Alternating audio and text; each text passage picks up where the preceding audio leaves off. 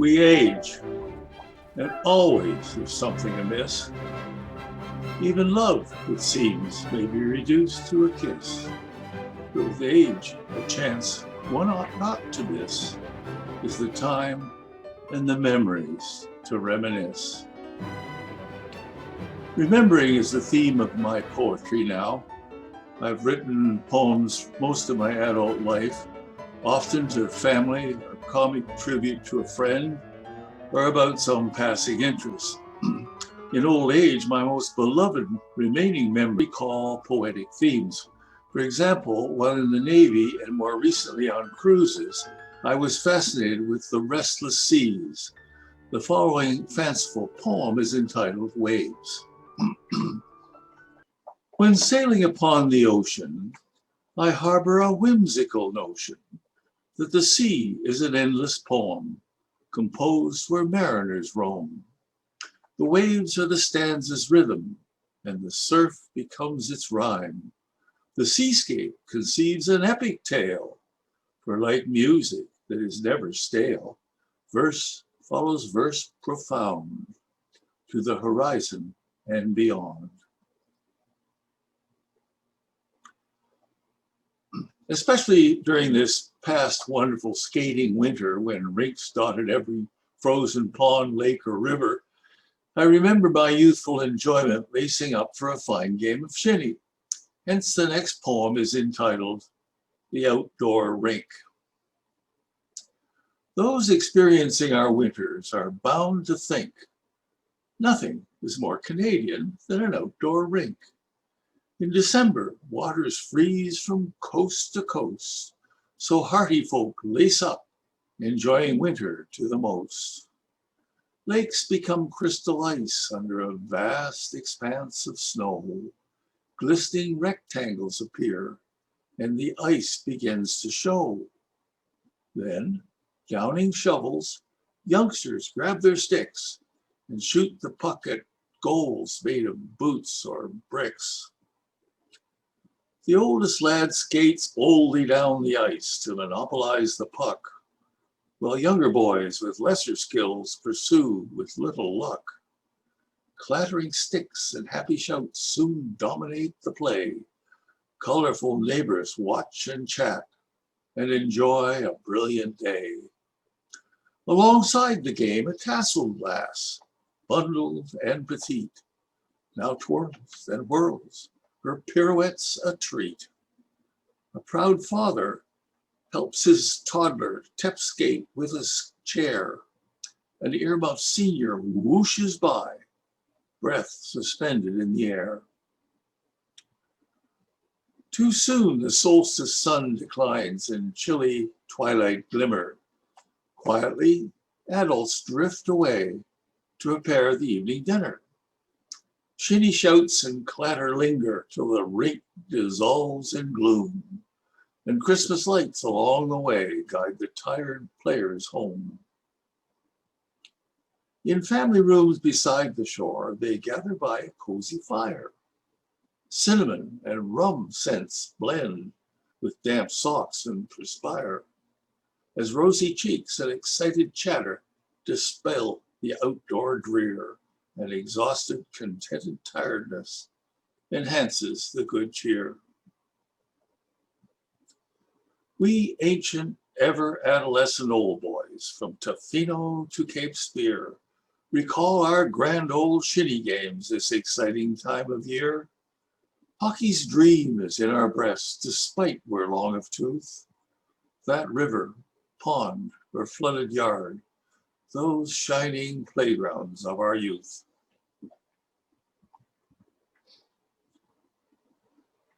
I enjoyed the outdoors, especially on the French River, where my family spent many summers. I loved to camp and canoed the entire length of that legendary waterway. Can you imagine my youth in this next poem entitled The Shield? The rocky point arises from the gently flowing stream. I sit upon its prominence to enjoy the view and dream. My seat is venerable atop ancient granite peaks, long since ground down by frequent glacial retreats. I see a majestic white pine rise from a narrow, rocky crevice, while clumps of prickly junipers conceal a giddy precipice. Graceful red cedar trees cling uncertainly to the shore. Strewn pine needles and verdant moss cushion the forest floor. Our beloved shield shaped the river that became a thoroughfare, where myriad lakes and waterfalls bring artists from afar. I dream of canoes and campfires I loved so much when young, and voyageurs that pass this way to discover lands far flung. Much older now, I imagine that majestic rocky seat. I wish I could be transported there to once more repeat those grand adventures of my youth, agile and free, of loons and fish and tents, and swimming in the skinny. Camping, canoeing, visiting, and family has taken me to countless lakes in the Laurentian Shield of Eastern Canada. The Lakeside Trilogy is a composite of these lakeside experiences. An alternate title might be Any Lake, Ontario. Awakening. A haunting loon heralds the freshly dawning day. Wavelets lap and paddles bump against the quay. The water's blackened surface stirs in the pristine air. An outboard winds, perhaps out to fish somewhere. Gradually, light reveals the lake, bidding night adieu. Opposite, the tips of conifers assume a golden hue. Seagulls declare the scene to be once more solely their domain. Furtive creatures scratch for food in the nearby terrain. Chipmunks scamper in the glittering morning dew. A drooping cedar emerges against an eastern hue. A canoe guides by in morning's early sunshine. Breezes begin to rustle the waking spruce and pine. Our privileged northern light delights in summertime. After months of frost, the sun at last begins to shine. The joy of sun and water, nature, trees, and sky. So glad we are to bid snow and ice goodbye. Midday. The noonday sun glares from an azure sky. The lazy hawk soars and dives, his prey emits a cry. A dinghy in a perverse wind grapples a flapping sail. An errant, raucous watercraft behaves beyond the pale. Happy shouts reverberate around the rocky shore as children play and paddle and plunge and more.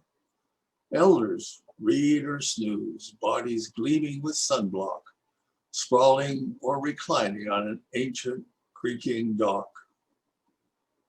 A swain propels a rowboat, his blooming love in view, while two seniors on the shore relive that scene anew. A squeaky screen slams shut. The reflecting water glows. My book falls upon the deck, and I begin to doze. Ontarians treasure their countless pretty primal lakes, bestowed by ancient glaciers and great tectonic shakes. We flee the urban bustle to seek some peace and fun. Is anywhere a better place beneath the warming sun? Nightfall. Sipping wine before the evening's western glow, we watch it darken and woodland shadows grow. Cedar and pine scents waft. The forest rests tranquil. The evening breeze abates and the lake grows still. Twilight advances before our raptured gaze. I strain at details, fading in the dying rays. Venus appears to enchant us once again. An enveloping darkness begins its nightly reign.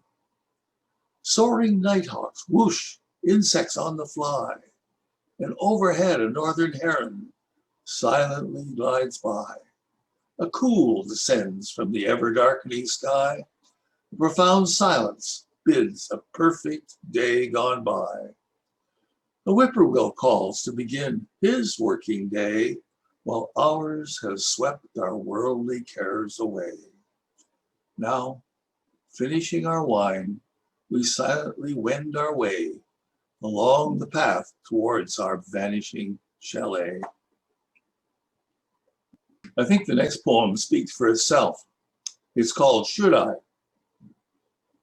In my youth, I loved to dive into a pristine Laurentian lake. In blue-green waters, I came alive to surface, joyful and awake.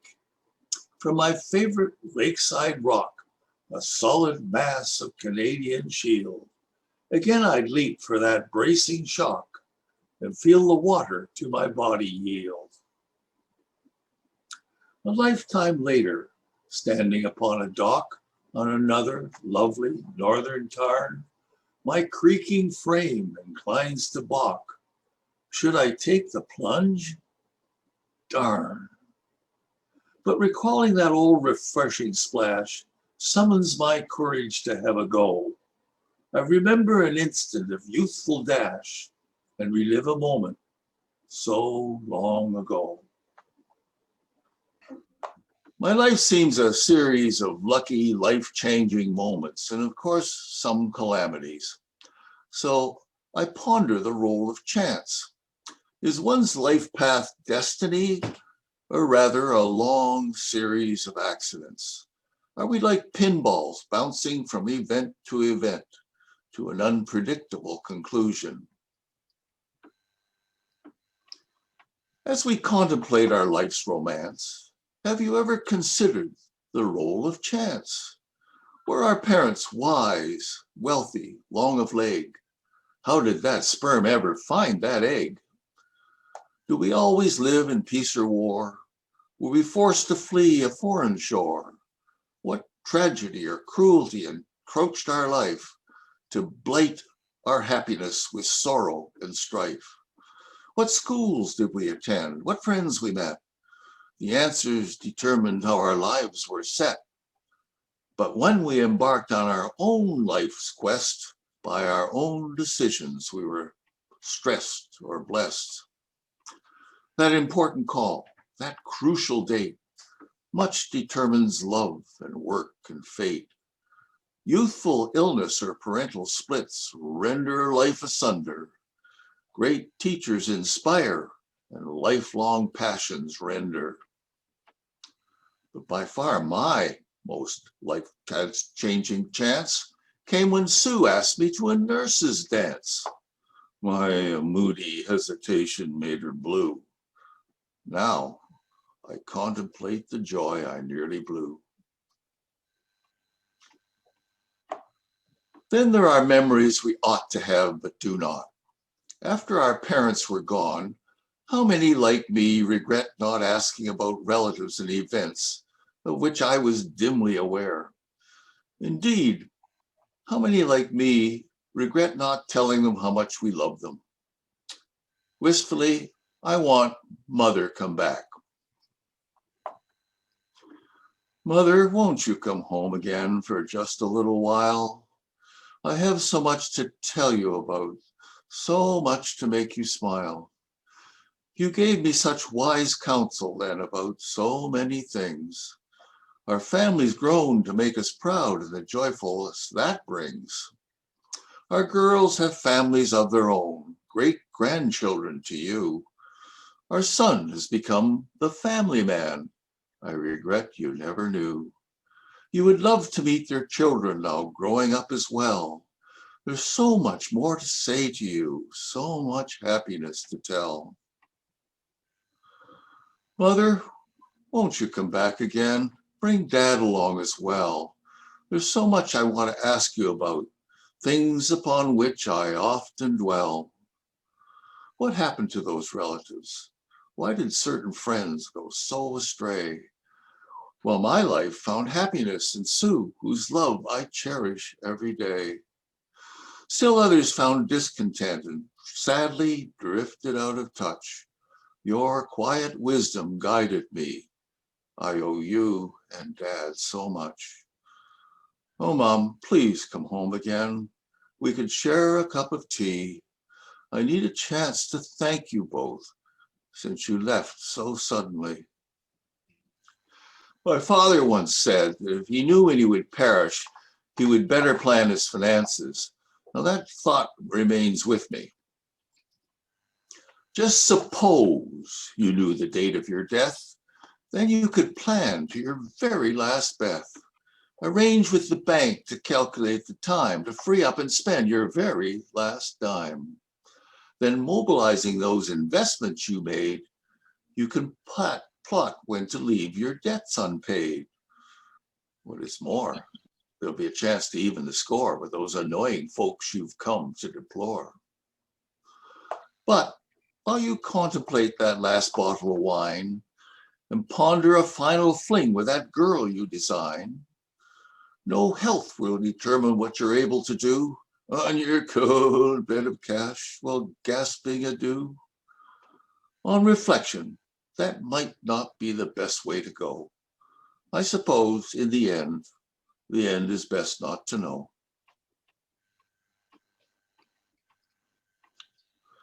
A frequent complaint I've heard over the years from civil servants is time spent in endlessly, seamlessly useless meetings. Well, so it is in academia. So here's a parody called The Meeting. They decided we must have a meeting to discuss the time of day. And when advised that time was fleeting, they said we should meet anyway. The chairman manages to arrive on time with eager scurrying in his wake. Others straggle along sublime. Enthusiasm is much too difficult to fake. Eager moves the minutes, seconded by me. The treasurer mumbles numbers long. Who knows what the bottom line might be? It's late. Who cares if the sums are wrong? Eager moves what the time should be, and it is duly seconded by bored. The vote is called and the hands go free. Adoption is assured while sleepy snores. 'Tis half the hour when late arrives to thoroughly upend the debate. His arguments and amendments contrive to render his angry colleagues late. This warp of time galvanizes the group and awakens their sense of power. They emphatically vote to defeat the coup. Late protests and his colleagues glower. Aroused, members find they disagree and can no longer decide the time of day. Darkness falls and the chairman decrees. The time will need another day to say. Last summer, we visited a Muskoka resort that featured Lakeview Muskoka chairs. Now, these posed a challenge. Why would sensible senior dare to carelessly sink in a Muskoka chair? The journey down is awfully long, and many get the landing wrong. Yet, once ensconced, it cannot be beat for lakeside comfort and evening sweet. For one broad arm can support martinis, while the other glasses in case of passing bikinis. But when it's time to re-enter the world and leave the sunset's social whirl, the body seems so snugly curled that ancient limbs struggle to unfurl. I am generally a happy person, although my wife says I can be grumpy enough, which leads me to wonder what really comprises happiness. When contemplating a life success, what is it that constitutes happiness? Is it the same as pleasure or joy, embodied in a triumph or favorite toy? With age, some claim to be content, despite a life of disappointment spent. But is happiness more ephemeral yet, a passing fancy we soon forget? Achievement, career, and adequate wealth, with the fortune to enjoy good health, peace within and family without, amidst love and friendship all about, thrilling sport, romance, and social whirl, education and travel around the world. These to happiness are beneficent, but in themselves are insufficient. Perhaps attempts to define it are best forgot, and happiness is understood by what it is not. Never assured through power or wealth, it surely cannot be achieved by stealth. After victory in business, politics, or sports, triumphant gratification is all too short. A completed project occasions satisfaction, but can leave an empty letdown reaction. Are we not happiness when creating something? A chair, a banquet, a painting, a book? Such challenges can be completely absorbing, yet completion has an anticlimactic look. That is not to say we cannot be content. There's usually joy and pleasure to relate, but imagination and action help us reinvent, for happiness is a process, not a state. We have 3 grandchildren graduating or soon to graduate from university. They are very career-oriented, which is excellent. The next post-pandemic advice is entitled Graduation. Now you're on your own, lad. Your youth is in its prime. Now's the time for experiences, lad. For tomorrow there will not be time. Now's when to see the world, lass. Exports wonders o'er sea and sky. Tomorrow you will be too old, lass, and the chance will have passed you by. Experience another country, lad, or traverse our lovely land. Learn the world about you, lad. Get out there while you can. Youth without adventure, lass, is surely youth forgotten. For those who are old like I, lad, cherish memories from youth begotten.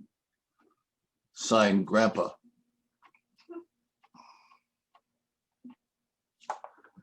Finally, our lives will end, but life continues.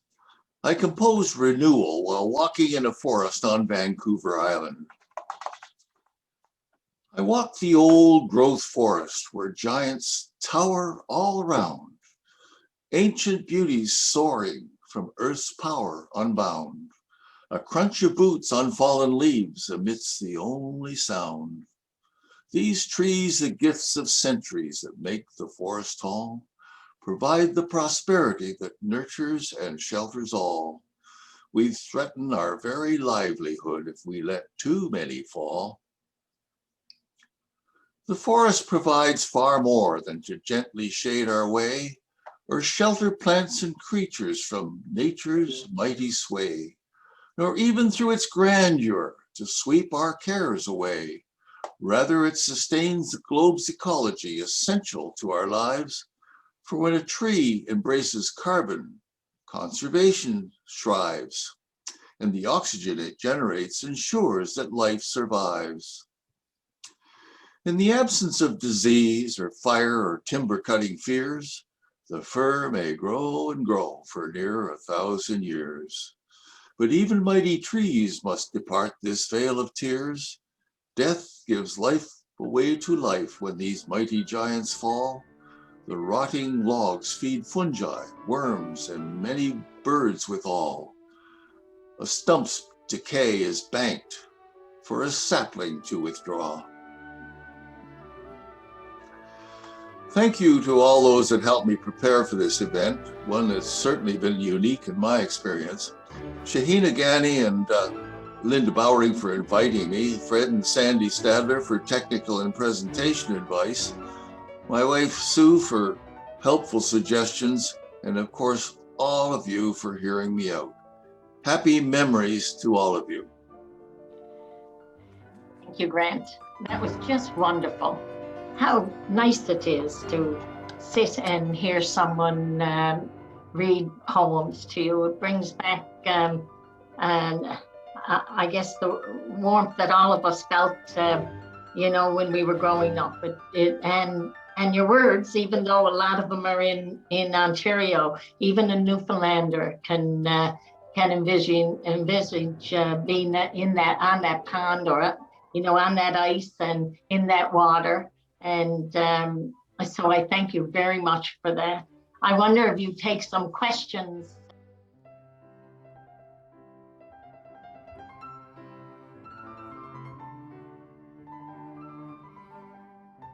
At our 55th medical class reunion, the 60th last year was canceled, we held hands in a circle and sang Auld Lang Syne, inspiring this poem. Why do we yearn for those old times past? Were long ago experiences really that grand? Shouldn't we prefer love today and friends that last? Lamenting what's lost can be difficult to understand. Does the past predict the future? Probably not. Fate is randomly wrought by luck and decision. The twists in our lives seem a Gordian knot, difficult to unravel or play back with precision. Yet, shouldn't we remember from where we came, and neither adventures nor old friends forget? These shaped our lives for failure or fame. Like Ulysses, we are part of all we have met. Perhaps reminiscence is important after all. Memory mellows and imagination enhances. Stories with old friends can hold us in thrall with thrilling adventures and romantic chances. Perhaps memory is consolation for when we retire, bringing old friends together to relive old wine. Nostalgia becomes the wistful, past tense of desire. So take a cup of kindness yet for Auld Lang Syne.